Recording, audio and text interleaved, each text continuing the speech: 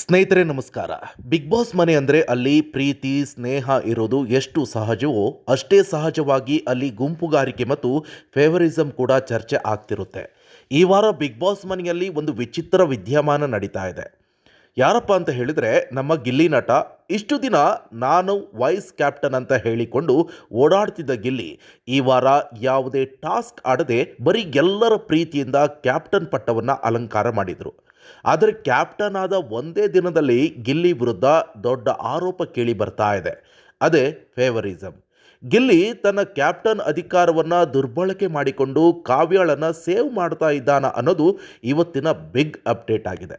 ಪ್ರಿಯ ಸ್ನೇಹಿತರೆ, big boss ಈ ವಾರ ಗಿಲ್ಲಿಗೆ ಒಂದು ವಿಶೇಷ ಅಧಿಕಾರವನ್ನು ಕೊಟ್ಟಿದ್ದರು. ಮನೆಯ ಇಬ್ಬರು ಸದಸ್ಯರ ಹೆಸರನ್ನು ನಾಮಿನೇಷನ್ಗೆ ತಂದಾಗ ಅದರಲ್ಲಿ ಯಾರನ್ನು ನಾಮಿನೇಟ್ ಮಾಡಬೇಕು ಮತ್ತು ಯಾರನ್ನು ಸೇವ್ ಮಾಡಬೇಕು ಅನ್ನೋ ಫೈನಲ್ ಅಧಿಕಾರ ಗಿಲ್ಲಿ ಕೈಯಲ್ಲಿತ್ತು. ಆದರೆ ಇಲ್ಲಿ ನಡೆದಿದ್ದೇ ಬೇರೆ. ಮನೆಯ ಮೂವರು ಸದಸ್ಯರು ಅಶ್ವಿನಿ, ಧನುಷ್ ಮತ್ತು ರಾಶಿಕಾ ಒಕ್ಕೊರಲಿನಿಂದ ಕಾವ್ಯ ಅವರ ಹೆಸರನ್ನು ನಾಮಿನೇಷನ್ಗೆ ತಂದರು. ಆದರೆ ಗಿಲ್ಲಿ ಮಾತ್ರ ಕಾವ್ಯ ಕೊಟ್ಟ ಯಾವ ಕಾರಣವನ್ನು ಕೂಡ ಒಪ್ಪಲೇ ಇಲ್ಲ. ಅಶ್ವಿನಿ ಕೊಟ್ಟ ಕಾರಣ ಸರಿಯಿಲ್ಲ, ರಘು ಕೊಟ್ಟ ಕಾರಣ ವ್ಯಾಲಿಡ್ ಅಲ್ಲ ಅಂತ ಹೇಳ್ತಾ ಕಾವ್ಯಳನ್ನು ಪ್ರತಿ ಬಾರಿಯೂ ಕೂಡ ಸೇವ್ ಮಾಡ್ತಾ ಬಂದಿದ್ದಾನೆ.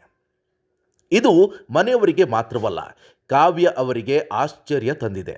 ಕಾವ್ಯ ಕೂಡ ನಾನು ನಾಮಿನೇಟ್ ಆಗಿದ್ದಿದ್ರೆ ನನಗೆ ಜನ ಇಷ್ಟಪಡ್ತಾ ಇದ್ದಾರಾ ಇಲ್ವಾ ಅನ್ನೋದು ಗೊತ್ತಾಗ್ತಿತ್ತು ಅಂತ ಗಿಲ್ಲಿ ಹತ್ರನೇ ಹೇಳ್ಕೊಂಡಿದ್ದಾರೆ. ನೋಡಿ ಸ್ನೇಹಿತರೆ, ಬಿಗ್ ಬಾಸ್ ಇತಿಹಾಸದಲ್ಲಿ ಹನುಮಂತ ಮತ್ತು ಧನ್ರಾಜ್ ನಡುವೆ ಅಷ್ಟೊಂದು ಒಳ್ಳೆ ಗೆಳೆತನ ಇತ್ತು.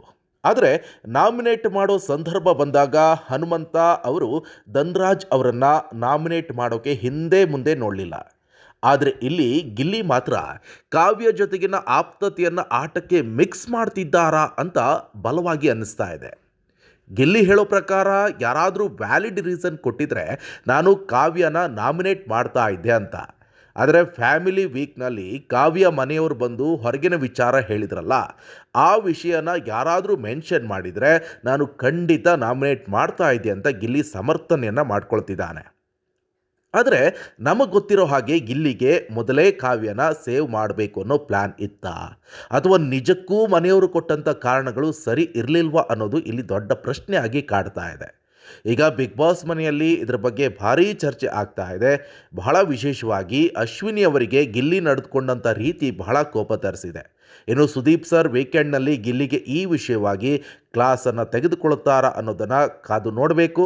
ಯಾಕಂದರೆ ಗಿಲ್ಲಿಯವರು ಕೆಲವು ಸಲ ಅತೀ ಬುದ್ಧಿವಂತಿಕೆ ಪ್ರದರ್ಶಿಸೋಕ್ಕೆ ಹೋಗಿ ಎಡವಟ್ಟನ್ನು ಮಾಡಿಕೊಳ್ತಿದ್ದಾರೆ ಅಂತ ಅನ್ನಿಸ್ತಾ ಇದೆ.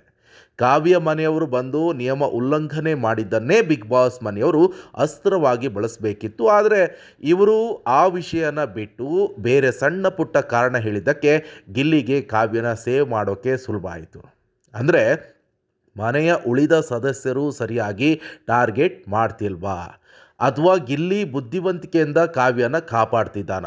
ಸ್ನೇಹಿತರೆ, ನಿಮ್ಗೇನು ಅನಿಸುತ್ತೆ? ಗಿಲ್ಲಿ ನಟ ಮಾಡಿದ್ದು ಸರಿಯಾ, ಅಥವಾ ಕಾವ್ಯಾಳನ್ನು ಬೇಕಂತಲೇ ಸೇವ್ ಮಾಡಿದ್ರಾ, ಅಥವಾ ಉಳಿದ ಸದಸ್ಯರು ಕೊಟ್ಟಂಥ ಕಾರಣಗಳು ನಿಜಕ್ಕೂ ಕೂಡ ಸರಿ ಇರಲಿಲ್ವಾ?